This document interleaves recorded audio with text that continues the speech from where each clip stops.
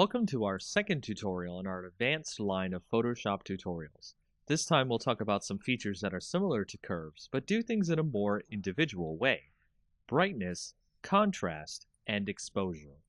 Just like before, we'll start out with our image available. As before, we could alter the image from the image drop-down and brightness and contrast under the adjustments, but we'll create a new layer using Layer, New Adjustment Layer, then brightness and contrast.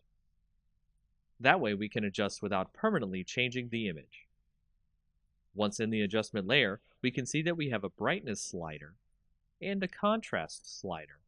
Tweak your image using these settings. Left is less brightness, making it darker. Right is more, making it lighter. Negative contrast washes out the colors, while positive contrast makes the colors stand out more, but it can make the shadows too dark.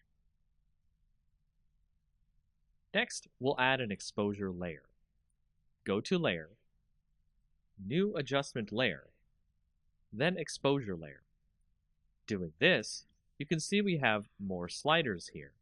The exposure slider going from negative to positive can darken and lighten the image much like the previous layers. Offset itself changes the absolute light and darkness in the image, so treat that option with care.